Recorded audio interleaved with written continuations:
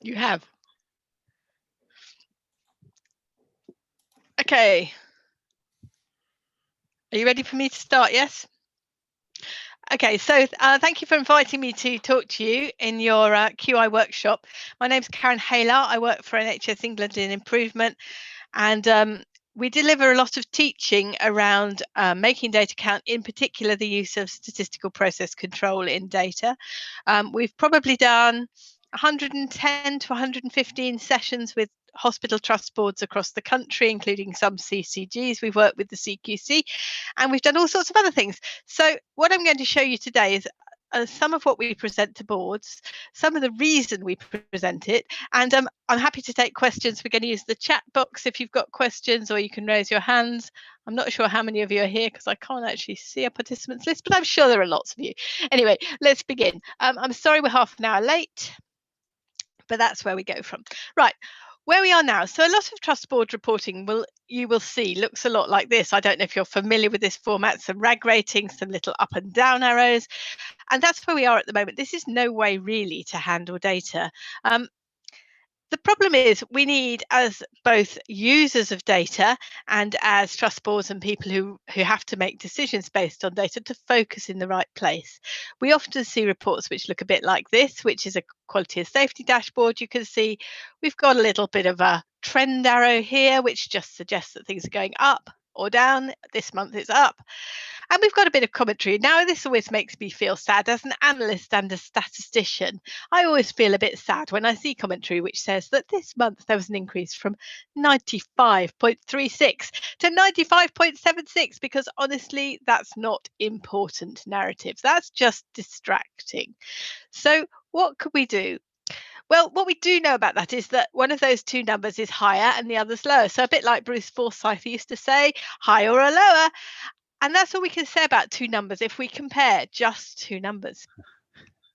Now, some of the presentations we have seen I see a lot of board papers, I see a lot of graphs, and I'm going to show you a couple of graphs here. And I'd be very interested if you could quickly type in the chat room or shout out what you think of these presentations. This is my first one. This is a real presentation of data around delayed transfers of care. Now, do you have a reaction to this? Anyone like it? I have a reaction to it. I'm not sure it's positive. No, not very positive. So it's a bit like a scarf pattern, isn't it? Or possibly, can you hear me without my microphone on? I'm hearing you through my computer and speaking through my microphone. Can you still hear me if I talk like this? Very faintly, but yes, we can. Okay, I'll put my microphone back on. There we go. Is that better? Yes, yeah, that's better. Yes. Okay, I don't know why my headphones have stopped working. That's just bizarre, but never mind. Okay, so this is delayed transfers of care. That's obviously a presentation of data which isn't useful. It doesn't help us understand what's going on. If you spent ages studying it, you might get somewhere, but really not. We did decide this was probably the most useful thing you could do with that presentation of data. This again is another way we see data presented. Now, any thoughts about what this looks like? Is it just a table of numbers? I think it is, isn't it? It's just a table of numbers. It doesn't give you any information. If it's your numbers, you will probably be able to understand them and you can pick out the bits you're interested in. But otherwise, it's just something you'd have to study. It is data, but it's not helpful data, and it's certainly not analysis. What about this? Do you prefer data with colour? Perhaps you do, perhaps you don't. Does this add anything to your understanding?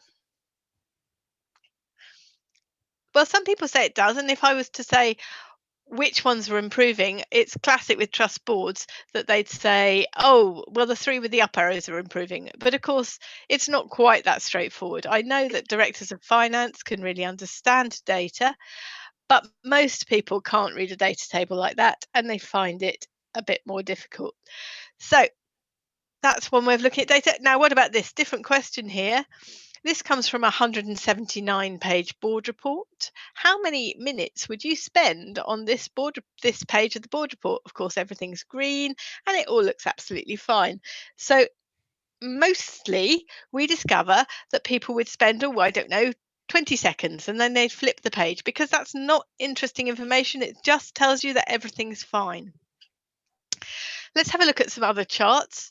Now, I am going to need you to respond here. So which of these 4 charts do you think has a problem that we ought to be paying attention to? Is it number 1 at the top, IAP recovery, number 2, first episode psychosis, number 3, IAP 6 weeks, or number 4, IAP 18 weeks? Any thoughts?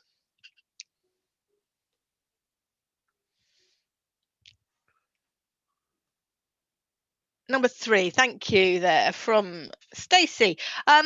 Yes, you're absolutely right, number 3. Now, number 3 is the IAP 6 weeks treatments, and you can see that since about August 16 till August 17, that service has been significantly deteriorating. It's quite clear on the chart. These are SPC charts. If you're not familiar, these are SPC charts, and I'm going to talk about what they are and how they work in a bit. But you can see that that service has been deteriorating for ages. The interesting thing that is that this data and this data are exactly the same data presented in a different way, obviously a longer time series.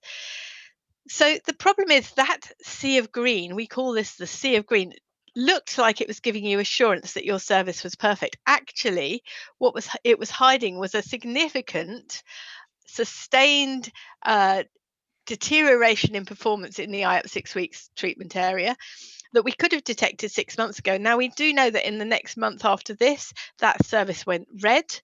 And then they got a call from this trust, got a call from the from NHS Improvement saying, what are you going to do about this? What services are you going to put in place to stop this happening? And yet they could have known 6 months ago and probably stopped the position becoming so bad. So you can see that looking at data over time, looking at data on an SPC chart gives you far more information, which would really help you pick out what's going on in your service and react more quickly. So did that give us true assurance? Not really. It just provided us with the green didn't give us true assurance. This would give us more information which we need. Now, what about the RTT table? We looked at this a while back. So just for a moment, I'd like you to suspend your disbelief and pretend that I am the manager of general surgery. So here I am, I'm managing general surgery at your trust, and you're all the board, have summoned me in to your office to explain why my service is doing so poorly, because after all, I've had 12 months of red performance, and what is more, this month is worse than last month. This is a bad position to be in. So what are we going to do about it? Well, the thing is, I know something about SPC. So I've been on a little course and they showed me how to look at this. So I've plotted my data over time.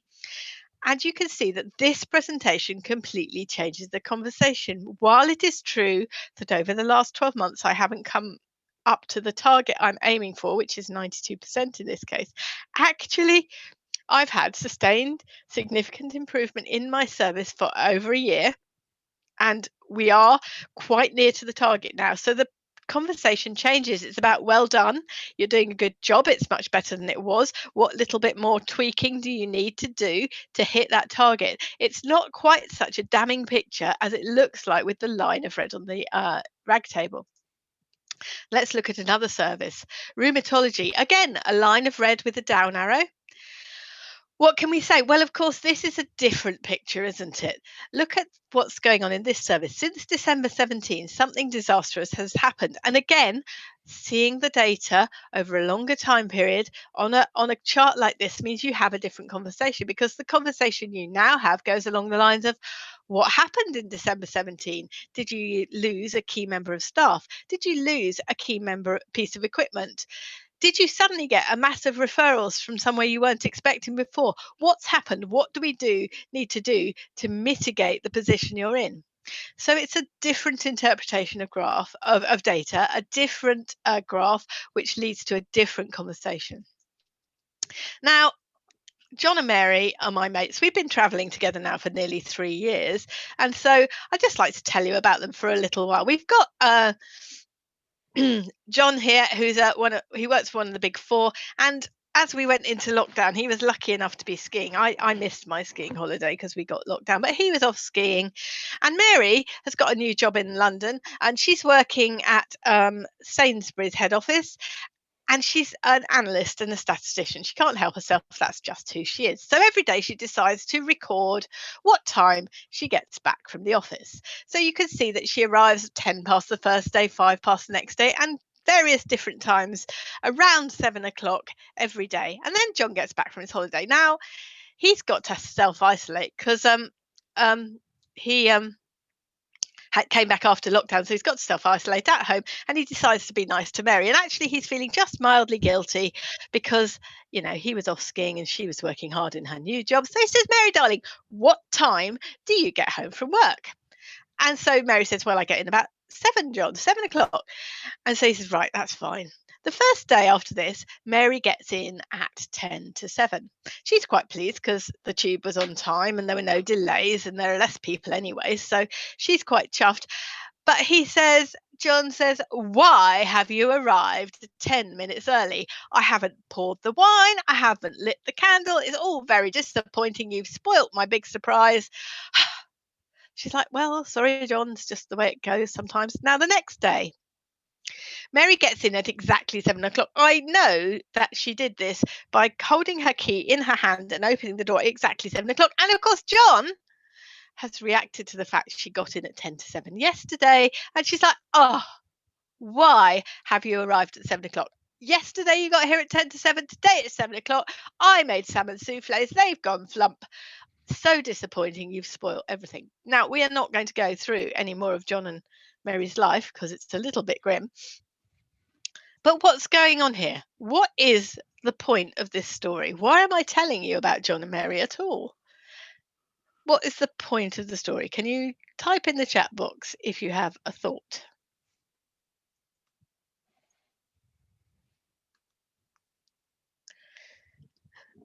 So actually what's going on is just variation, isn't it? It's just everyday, common cause, normal variation. And if Mary had said, well, John, I get in between 22 and 20 past 7, then that would have been fair enough. And if it had been me, I'd have said, and just have the gin ready. But, you know, perhaps too much information about my life. But there we go. So if he had said 22 and 20 past 7, somewhere in that range, and then John had built his system, his dinner on that basis, then that would have been much better. But he was reacting to every single individual data point as if it were a new system and changing things on the basis of that. Now, in the health service, we're usually aiming for 2 things. We're usually aiming to improve performance, and we're usually aiming to reduce variation. And those 2 things together will mean that we gradually get better and better performance.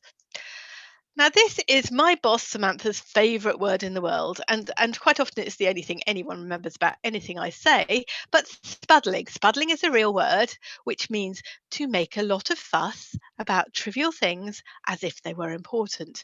Now, the NHS is very good at spuddling. So when we spuddle, when we react to a single data point as if it's a change in the system, then we are spuddling, just like John changing the time he's cooking dinner because of one result. And when we spuddle, what we tend to do is increase the variation in the system, because we tamper in the system and we change things based on a single result, which might just be common cause variation, as if it were important. And then we tamper in the system, and what almost always happens as a result of tampering is an increase in variability, which is always a bad thing. Makes our service less predictable, makes our patient experience less standardized. So we don't want to tamper and we don't want to spuddle, and we can send you stop spuddling cards if you'd like them. Now, fortunately, I didn't make all of this stuff up, and I'm sure all of you know something about SPC. So there are lots of papers which we'd recommend to read, which are good background. The ones by James Mountfield are particularly accessible about why you might want to use SPC in the health service, because, of course, it was developed in a different field back in manufacturing in the 1920s.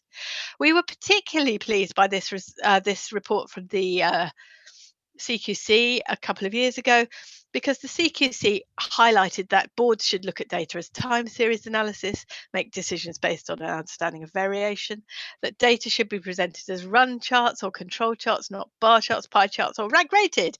So that made me very happy when I saw this report. And of course, it's really the basis of the teaching we're doing, because it's all very well for the CQC to say that, but not everyone knows how to do it. So for those of you who aren't familiar, I'm sure most of you are, this is an XMR SPC charts. So that's a statistical process control chart. It has 4 lines, essentially. The one through the middle with the dots on is the data. The upper and lower process limits are entirely defined by that data, and we've got the mean through the middle. Now, if nothing is changing in our system, if everything is normal and we're looking at common cause variation, 99% of our data will fall between those process limits. And one of the biggest changes we've had to ask trusts to make to move towards this sort of reporting is for slightly longer data series. And a year is not really long enough. You really need 15 points to make those process limits, which is what you use to detect change, robust enough to detect all the change you should. So 15 data points, usually trusts go for 18 months or 2 years. But of course, as human beings, we're brilliant at spotting patterns in data.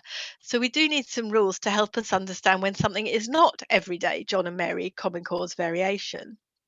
And so we have some rules. There are actually lots of rules, but the 4 we think which are most helpful in a health service context: single data point outside the process limits. So we know that most of the time, 99% of the data falls between those limits. If a data point falls outside, that's obviously highly unusual, so that's statistically significant. And so we can always react to a data point which falls outside the control limits. It might just be Christmas, but it might be something more important than that. What to the 3 I say close to the process limits, I mean within the top or bottom third of the 6 sigma range. So imagine we've got 3 sigma above, 3 sigma below. If it falls in the top or bottom third of that chart, then that's highly statistically significant if 2 out of 3 points fall there. And so that's like an early warning system. Is something in my process, in my system, changing that I need to pay attention to? The one most people are quite confident with is a run of points above or below the mean. And then we've got a run of ascending or descending points. Now, the rules are helpful because it's very easy to spot patterns in data. But if we use these rules, we'll discover when they're statistically significant rather than just look interesting to our eye. How many points are significant? Now, there's lots of teaching around this, and there isn't really a right answer. The answer lies somewhere in the level of risk you're prepared to take with the measure you're looking at and the amount of effort it takes to react to a significant change. So as a rule of thumb, we'd say 7 data points, a trend of 7, which has a probability of 1 in 128, so less than 1%. If you get a run of 7 or a trend of 7, then that's highly statistically significant. If you're dealing with very sensitive data, you might want to go with a trend of 6 or a run of 6. Now, that's up to you to make an active, involved decision with your data, which is important to me. I would say never below a trend of 6 or a run of 6. That's not statistically significant enough. But you might want to react at 6 rather than 7 because it's a very sensitive metric. What do you do if you find special cause variation? That's not the bouncy everyday common cause variation, that's special cause variation. What should you do? Well, you should go and investigate. You become Sherlock Holmes, and this is where it requires your data analysts to interact with your service managers to have a meaningful conversation about what's going on, because it really matters that someone understands the system. All of SPC requires you to intelligently engage with the data you're involved with, not just turn a handle and produce reports. So I really am going to need you to talk to me now. So if you were looking at this chart, I'm quite happy for you to unmute and chat if you'd like to. What would you say? Can you think that this system is going to ever achieve the target? So we have a target of 40, we've got our process limits around 32 from about 12 perhaps, and then we are in common cause variation. So is this system good enough? Any thoughts, anyone? No. No, thank you, Stacey. Brave woman. It's not good enough, is it? That system is not going to hit that target, not ever, unless you have an extreme event. Yep. So that's not a capable system, and I'm afraid that's what the RTT and a lot of trusts looks like at the moment, or A&E performance. At the moment, the system cannot meet the target, and it isn't a matter of tweaking a little bit around the edges. It needs to be completely redesigned. What about this one? here's my target around 10. There are my process limits above it. Is this system capable of meeting the target? What do you reckon? Yes, definitely. Yeah. Yep, it is definitely able to meet the target because the lower process limit is above the target. Now, trusts have two reactions to this. They often say to me, well, the target's not high enough. And I'm like, well, fair enough. You can define a new target if you want to. Or they say we are putting too much resource into this metric because we're easily meeting the target. We could redirect resource somewhere else. But me personally, I like to celebrate succeeding just occasionally. So there you go. So that's a capable system. And of course, this system, if you saw it on a RAG table, would go green, red, red, green, red, green, red, red, red, red, red, red, red, red, red, red, red, red, green, red, green, red, green. It would just flip flop. We call this a flip flop. That is what we call these charts. And you always get this if your target line lies between your process limits, then you get a flip flop and you get a flicking RAG table. And of course, this is when we're most in danger of spuddling, because if we have this great long run of reds here on a RAG table, and then suddenly we get a green, then that's when we tend to spuddle. So that's when you need to be careful. This is not a capable system. It will sometimes hit the target, but it's pretty much random variation. So what could SPC give you? Well, what it does give you is appreciation of variance over time. We encourage trusts, and in fact we're seeing this adopted quite widely across the country now, to use a system of colours to highlight special cause. So two things here. One, if you're doing an SPC chart, jolly well highlight the special cause. Don't expect the people who are looking at your graph to be able to notice when it's above and below the mean and how many points. We don't want people counting points. So you can do that automatically. You can do it in business objects. You can do it in Excel. You can do it in whatever system, but highlight the special cause yourself and put the rules in. And we have a convention where we always use blue for improvement, orange for concern. We chose the colours because we've discovered that people who are colourblind don't have a problem with blue and orange, so that works quite well. But also because whether it's up is good or down is good, and of course some metrics are one way and some metrics the other, this way we can see that if it's orange it's bad, if it's blue it's good, and it makes it much quicker and simpler to interpret things. Narrative. So I'm doing a lot of teaching about narrative at the moment. There has to be a narrative which supports the SPC. So if you're moving to SPC, it's not just about significance and not significance. It's about it's about changing your mindset so that you really understand the SPC. So you want to say something like, there's been a significant improvement in this metric for 10 months. However, the process is still not capable of reliably meeting the target. Something like that, which reflects what the SPC chart is showing you.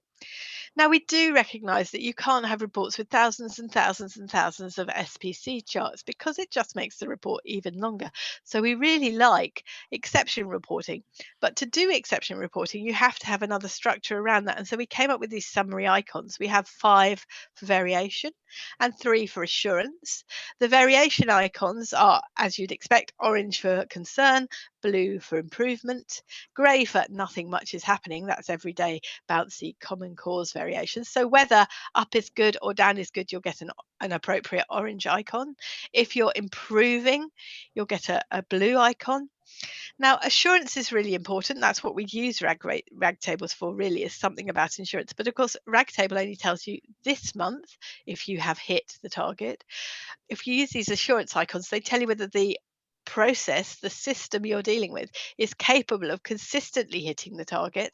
So we have a P for pass. That's when we're in that position where the target line is below or above, whichever is appropriate, and we're going to consistently hit the target. We have a flip-flop symbol, which is what I was talking about when we get that red, green effect on a RAG table, and we use a grey symbol to say we might hit the target. It's pretty random depending on common cause variation, or an F for fail. So you can suddenly see that, in one line you can get an awful lot of information. Here's staff sickness and absence. You can see the value in June because we need to know this month's achievement, the target we've set. You can see that there's only common cause variation, so the metric's not changing, and you can see that the target capability is that it's going to fail. It can't hit the target reliably. So that's a situation where you get a huge amount of information in one line, and then you can begin to build up tables of these results, and then you can do your exception reporting depending on what you see in your summary tables. So how can we replace these RAG tables, and what would it look like if we did that? So this is a trust I did a report for last week, and so I looked at the RAG table and I thought it's really hard to know what's going on here. Where should you focus your concern? It's all a bit dramatic, isn't it? The colours are very strong. So here's another way of presenting exactly the same data, and you can see immediately you begin to be able to focus on what's going wrong. So you can see that the RTT metric is actually failing, but at the moment it's improving. So that's a good news story. You might want to look at that in more detail. You can see that the total waiting list, this is before we went into COVID, the total waiting list is going down and the 52 waits are going down, which is good stuff. You can see some information about 2-week waits and 62-day waits and 31-day waits. And you can see that none of those cancer waits are changing, and all of them are in the flip-flop position. So you might want to consider putting in some mitigations to try and sort that problem out. But you could also see that the minor injuries unit is hitting its target and is consistently doing so. So you get a lot of information from a simple summary table. And it highlights things which are changing. So we've got lots of examples of trusts who have done some brilliant work. Kettering is probably our exemplar at the moment. All board reports are public documents, so if you want to look at a really good summary, this is one. We quite like the fact they've got an exec summary which points the way for the execs. They're using these icons in their monthly reporting, so you can see what's going on, where to focus. When they have an exception, they're including a more detailed chart. And then they have committee highlights as well, which is quite helpful at directing people's attention appropriately. We've written lots of resources which are available to you and to anyone else. They're on the NHS Improvement website. It's called Making Data Count. So that's our title, and actually Plot the Dots is our hashtag. So if you want to follow Sam or Plot the Dots on Twitter, that's where she puts up all the details of everything we're doing. But we've got Making Data Counts, and then we had another one which is Making Data Counts, Strengthening Your Decisions, which goes into stuff around when you should change your process limits and a bit more of the complicated technical stuff. So we've written those two. If you have any questions for us that are more detailed, we have a team. It's a really long team name. It's NHSi Improvement Analytics Team. We've got our team email address, but we've also got loads of so when I stop talking, which I occasionally do, I get to write toys, and I've got an XMR SPC tool which you can use. We have a multi-tool which is quite popular just at the moment because I've only just finished writing that, and we've got the SQL code for writing SPC charts in bulk on just about any platform. So all of those are available. And we've also just launched this new platform, which is the Making Data Count Futures platform. And on here, you can find out what we're doing as a team, what training we're putting in place. And you're very welcome to join. You don't need any special permissions, just find it and join it. And we're also doing some training going forward. So step 1 is making data count. Step 2 is using our tools, writing narrative, tips to converting your colleagues. And we haven't decided what step 5 is. We're still on those. So if you're interested on this, our first virtual teams training is on the 27th of October. You register on Eventbrite, I think. And then we've got 29th of October, but these are going to be repeatedly run. So we're hoping to gather lots of people up and take them through the journey with us. And also we've got this one, which will be fascinating. So here's your very own Pete Best, who is Head of Insight and Analysis in Norfolk and Waverley. He and Mertz, who's from St Andrews, are going to present their stuff in Power BI and how the journey they've been on and what they've achieved. So that should be some really interesting training.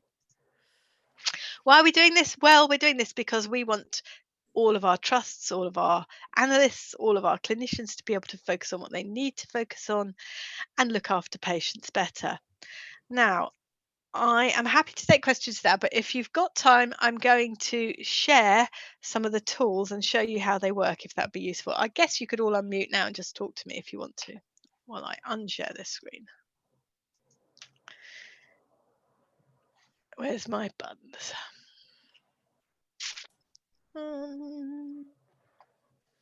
Are you there? Is anyone there? I'm really interested in the national training you're talking about. Is that going to be sort of unlimited numbers? Because I think there's lots of things that we're going to want to share with our teams. yes. I think we can have up to 150 on every session. Amazing. So we could so advertise it out as part of our QI. I mean, if you have big groups of people and you want us to present to you specifically, we're happy to do that as well. So if you can get your own group of people together, we will do you their training bespoke for you, really. I think it's going to be more likely that when we've had sort of QSEER cohorts go through, that this is one of the things that people seem to struggle with, and that right, to be able to send them through a separate data program. Yeah, that's fine. Now, sorry, it's Barbara here. I think it'd be horses for courses as well, because I think some of the people who write the IPR commentary would suit certain of the workshops. So, I mean, I know it's been out on Twitter, hasn't it? It was. yes, Twitter's our main. A lot, yeah. So we've been sharing it through that route and copying it into our comms team for them to sort of share out as well. But then yeah, I mean, sorry, go on. No, carry on. We've just completed a set of 5 analyst training sessions in the Norfolk and Norwich region. Yeah. And we're doing a Hearts and Minds session this week, I think, which you can have anyone come to if you want. That'll be pretty much the stuff I've shown you, but a bit more examples from your region. So that's on, I think it's on Thursday. We're doing that. So who are you doing that with on Thursday then? Is that... It's with, well, it's in my diary as Norfolk and Norwich Hearts and Minds. I'll have to tell you when I've got my diary open, but okay, that would be useful, because I think we've got our quality week, so we're kind of signposting people to different things. So if that's something we could signpost people to as well who aren't already involved in that would be useful. When is it? Vicky, is that something you're involved in? Oh no, it's Wednesday. Hi there. Wednesday, no, I wasn't aware of this one, but Jess from my team was saying that something that Pete has arranged, and Pete's forwarded it on to some people in my team, but it's not. Yeah, so it's one he's done for all the analysts across the STP, and it's part of the I don't want to say battle, because that's probably a little bit too harsh of a word, but the challenge, rolling out something that's so different across all sort of not just across every division and every domain within our own trust, but within the STP as well. Across, it's an STP wide thing, really. Yeah. Okay. Yeah. Can you tell me what you can see on your screens at the moment? You. Me. Oh, yeah. That's not what I want. I want to show you something else now. Oh, where am I? I'm in Zoom. Oh, too many platforms, too complicated, all this. Right, I want to share. Where's my share button gone?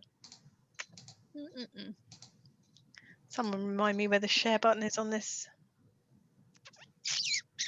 At the bottom of the screen. Share screen. Okay. I think we talked before about potentially, getting something going for the people who write IPR commentary, but I'm not sure where we are with that. What can you see now? Can you see my SPC tool? We can. Oh, good. So I just thought I'd give you a quick demonstration, because we've got a few minutes, of one of the tools I've written. So now I don't think this is for mass reporting, but it is useful if you just want to play with some data and look at how you're getting on. So I'm cheating because I'm going to paste some data in, because I don't want to type all those numbers. You'd be so bored. So this is real data, and it is from Norfolk and Suffolk. I've got a target of 50%. I've got some data in here. I'm going to start my data on the 1st of April 18. And you can see that all of this fills in the table here, and you can see that the data table is now being populated. So all you have to do is put some titles in and do that sort of thing. Now, you might think to yourself, well, actually, I want to look in days, so you can look at days, and if you do days, you can include or exclude weekends. If you want to look at, you can look at weeks and months and even quarters, and the dates will change depending on what you put in here. So I've got it in months starting in April 18. And you can see that this chart goes from 0 to 100. Over here on this table, you can change whether you want it to be in integers, decimals, or percentages, but in this case, we're doing percentages. And I think I want my chart to only go up to about 70% because that's an appropriate range, and probably to start at 40. Now, when I was a baby statistician, when I did my training, they always said charts should start at 0, but actually you can't really see what's going on if you do that. So let's make our axis a bit more spread out, and you begin to be able to see what's actually going on in the chart. Now, this is real data, and it's a good news story. You can see that here I've highlighted all my special cause. So this is concerning special cause, but you can see now we're in a period of sustained improvement. One of the other things you can do with this tool is choose a date. So for example, December 18, let's choose December 18, and you could put in a little comment that says new system implemented.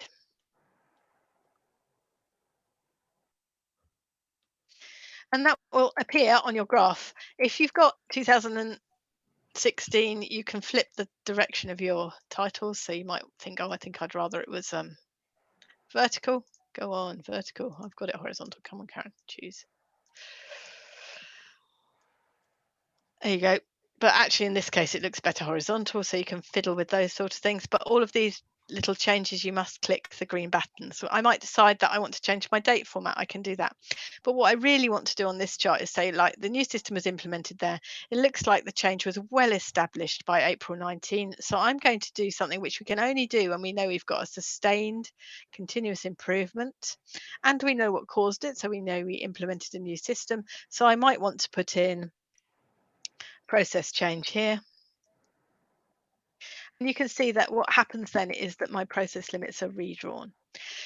So now you can see that this system was down here performing like this, so between, I don't know, 48 and 54%, but now we're into a new world where the process limits are different and higher. This is a capable system which is easily meeting its target. So the tool gives you the opportunity to play with data, to put annotations on, to fiddle around with it. You can export it straight into PowerPoint if you want to.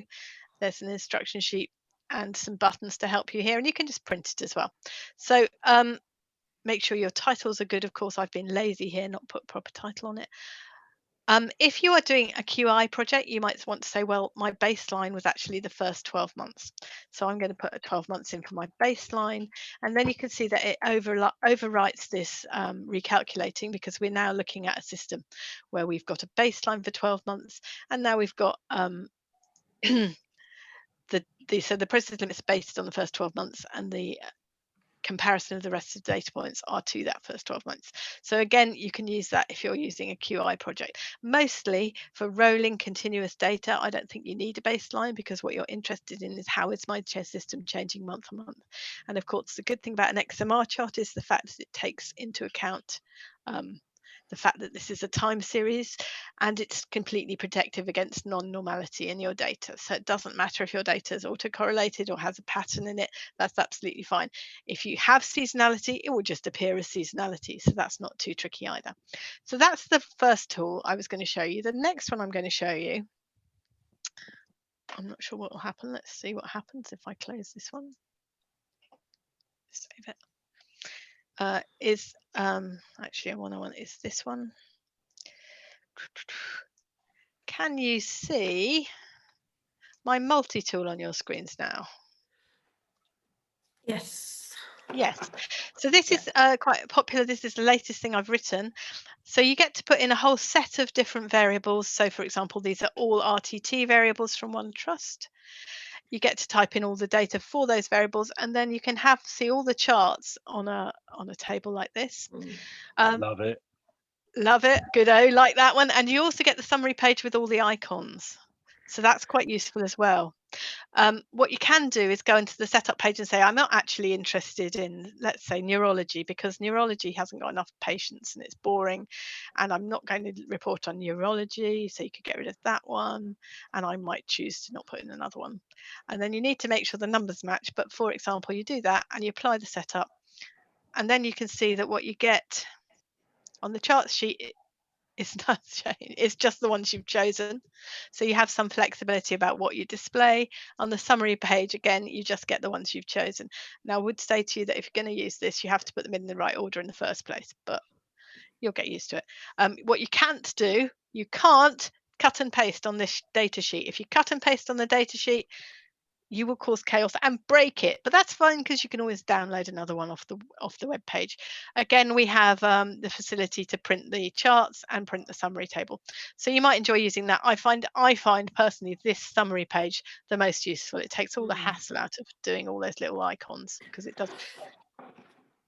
For those of you who are into these things, this is a tiny, they are all tiny little charts, but hey, that's how we do it. So that's my summary tool.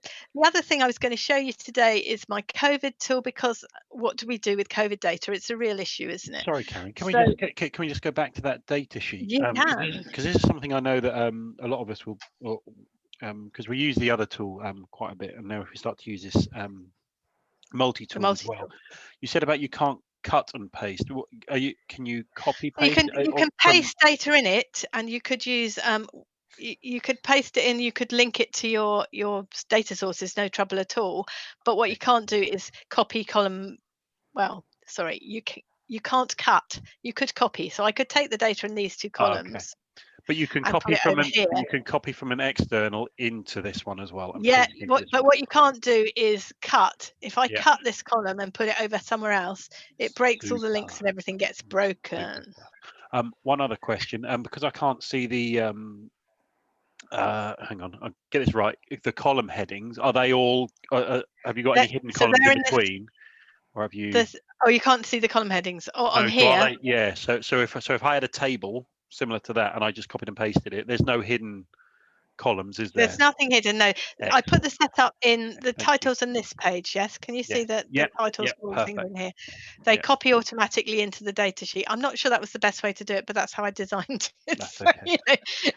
Sometimes it's too much like hard work to redesign it. So and also you can put your targets in here. So if you decided you wanted 80% targets, you can put different targets for every chart in here. Excellent.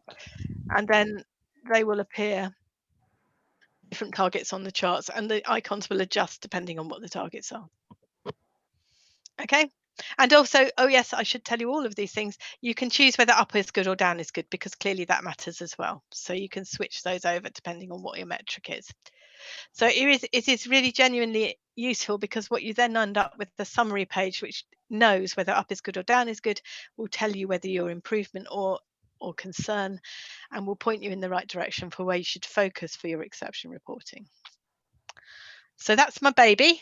I quite like my baby. I'm quite, in love with it at the moment. So, but also, if you want me to make changes, if you have some really good ideas, just let me know. I've left it so that you can adjust the axes yourself, because I couldn't standardizing all the axes for every possible sort of chart is a bit difficult, but you can adjust the axes on any chart individually, just like you would in Excel normally.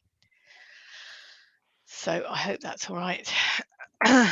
Karen, it's Barbara here. Can I just ask a question on charts? Because what one of the things I've been trying to do is, and I did email your team about it. So if we were looking at, say, patient journey times, for example, and we just want to plot individual patients rather than dates. I have a tool that does have that. So that's not in this set, but we have so that the increments along the x-axis are patients, you mean, don't you? So we just want numbers, really. Patient 1, 2, 3, 4, 5. I have a version of the standard XMR tool which will do that, which I can send to you. So if you email me directly for that, I can. Yeah, no, they did say I could unlock it and fiddle with it, but it seemed I got myself in a pickle with it. Okay, no, I've written one that specifically does that, so you can have that. That would be helpful. Yeah, thank you. Okay, so I was just finally going to show you, because clearly as analysts dealing with COVID is going to cause us endless headaches, and I spent a long time thinking about this. So this is a little toy which I've just finished playing with, which will allow you to put some COVID data in. So if we took out this data, because I've pretended here that we've recovered from COVID. I hope we do recover from COVID. But here you can see the decline that is COVID. So what should we do about that data? Well, it's really difficult, isn't it, to know how to do it, because you don't want your process limits to include that data. It would be really unhelpful if it did, because what happens to the process limits is they become much wider because they take into account all of this data, and it makes the whole of the system look really weird. I've got baseline set, actually, that's why it's not doing it. So you can see that if you do that, you can see everything looks like it was good and now it's really bad, and that's not actually fair, because what was really going on was something else. So we might say, right, the first thing to do is set the baseline to the period before, and then you can see that this was all common cause variation pretty much, and then we went into COVID. So that's okay until we start coming out of COVID.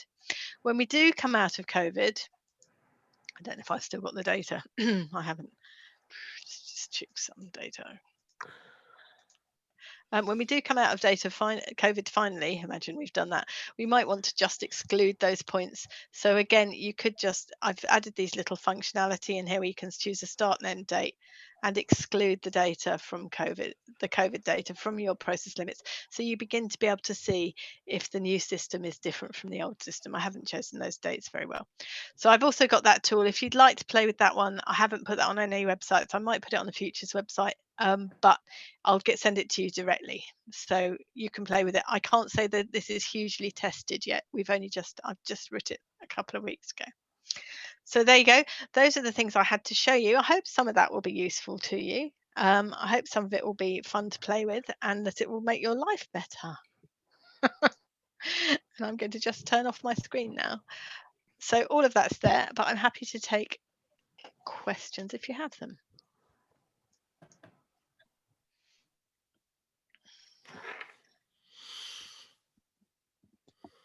I know there's a few people from IS on the call. Is there anything in particular for you to, Karen, in terms of when we are delivering the training for this, or if we do indeed deliver the training for it? Sorry, repeat your question. No. It's one for our improvement. Our information services team, because there's quite a few of you on the call as well. I can see. Sorry, I didn't really get a question out of that, Graham. Sorry. So I think that this was labelled as a trainer session. Was there anything in particular that you guys needed out of while we've got Karen here? Well, yeah. I think we were. I mean, a lot of this is sort of the training that I think that a lot of the team probably have already. Some of them I know have already had when they had their training in Kingsley. And I thought it being labelled as train the trainer, I thought it would be maybe slightly different. But it's good to see some of the updates to things like the tools that you've got that are providing, like the multi-tool, and also the COVID adjustment as well, which I think we're going to need to look into ourselves, because it's something we're going to need to correct for on our IPR. Obviously, we've implemented a lot of the SPC along the IPR now, and that's all live. I think we've probably got, I don't know, I need to speak to, it's the team really. I think if we've got enough to actually explain SPC if we need to customers, that would be good. The only thing we're really sort of missing, I think, is the commentary area, which we alluded to earlier in the session. The fact that we've got quite a lot of people who are writing commentary now, and they're not necessarily entirely sure how to convert the commentary. Yeah, I think it's a multi-stage process, isn't it? Yeah. I'm currently in the process. I'm delivering my first writing commentary session on Thursday, a whole session on that. So I'm hoping that by the time I've written that, which I need to do before Thursday, I'll have some clearer ideas about how to guide people through it. But in my head, it's a kind of, the analysts have to be able to interpret the charts and identify when there's something unusual going on, and they need to be able to report that in a meaningful way. So this metric is changing significantly since this date, and this is what it's like. And then that needs to be linked together to something from the service providers, or sorry, the service managers, who can say, this is what's happening in the department. And then you need to have, and what are we going to do about it? And are there any mitigations in the meantime while we sort out what we're going to do about it? So there's going to be a whole structure around that, which I'm kind of trying to sort out at the moment. Oh, brilliant. That's really good news. Because I think, sorry, it's Barbara here, because when we do the IPR commentary, certainly we've got the two sections, haven't we now, as in terms of the description. You've got your analyst comment and then the description, and then we've got the section which is business change, whatever the title is. But I think it's just people understanding what's the difference between those two boxes for commentary around what is business change, what do we mean by the business change process. I forget, Vicky, I don't know whether you're using the right headings, but I think that's where people will need some help initially. Yeah, I mean, we did try to set up a session with quality, but it was when we were rolling it out, it was a week where there wasn't really that many people around. I think it was a bit confusing. But we could probably run something ourselves for the people that write the comment, because we know who those people are, don't we? So we can invite them into a session and run something maybe. That would be really helpful, Barbara. Yeah, maybe if share Karen what you're writing for Thursday. Yes, I'm happy to do that. Let you have an idea. Certainly, yeah, because when I contacted Sam about this session, it was very much about, well, we can do it, but there's not many of us, and the idea is that we would be upskilled ourselves to be able to do some of this training more locally, rather than having to keep coming to you for. But now you're yes, doing and national definitely you could. Yeah. I think the hearts and minds stuff, the bit that I went through with you first, is effective of explaining to people why they might want to do this stuff. The how is just technical, and that's probably not everyone needs to know that. But I think it's the hearts and minds stuff to convince people they want to, because I've never found it effective to just tell people they have to. No, they've got to understand why, and actually it's a big shift away from what people are used to using in terms of reports and charts and tables and rag rating. It's a big shift. So when I've written my commentary stuff, I'm happy to just send it to you. You can have a look at the slides. Helpful, because then we can perhaps set something up with our IPR commentary people as a starting point, so that we get that commentary right in the IPR that we're using. Yep. Yeah, that sounds great. Do you want me to just touch on that now, Barbara? You were saying you weren't really sure what each individual comment box was. I'm okay with it. I'm just saying the people that complete the commentary need, and that's where we need to put perhaps a little session for them, feeding off from what Karen was saying about the commentary section that she's writing for Thursday, so that we get some consistency about what people put into there. Yeah, that would be good. It's a journey. We're all on a journey. It's a journey. It is a journey. Yeah. So brilliant. Well, I haven't got much more to say, so unless you've got any more questions. I don't at the moment, but thanks very much, and sorry about the mess up at the beginning No with Teams. No problems. A lesson for us that we mustn't invite external people onto live events on Teams, because they're not allowed in. That's just weird, isn't it? It is weird. It is weird, but never mind. Thanks for bearing with us on it, Karen. That was really good. My pleasure. Thank you very much for your time. Stacey's got her hand up. Oh, Stacey. I did have my hand up, and then I was so excited that I'd figured out how to do it. I'd almost forgotten my question. Will we get a copy of the slides? That's what I wanted to know. I've got a copy of this set that we've just gone through today. Super. So will they be shared with us, or can we have those as a? Yeah, well, I'll put them up. I'll put them up on the little repository place we've got. Yeah. Super. Thank you. Or they'll be in the evidence folder, one of the two. I'll put them somewhere where we can all access them.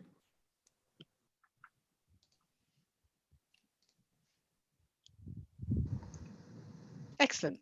Thank you, Graham, for setting this up at short notice. Yeah. Welcome. Brilliant. Okay, thank you for your time. I'm going to go now. All right. Cheers. All Thank right. you, Karen. Thank you. Thanks Take very care. much. Bye. Thanks. Bye. Thank you. See you later.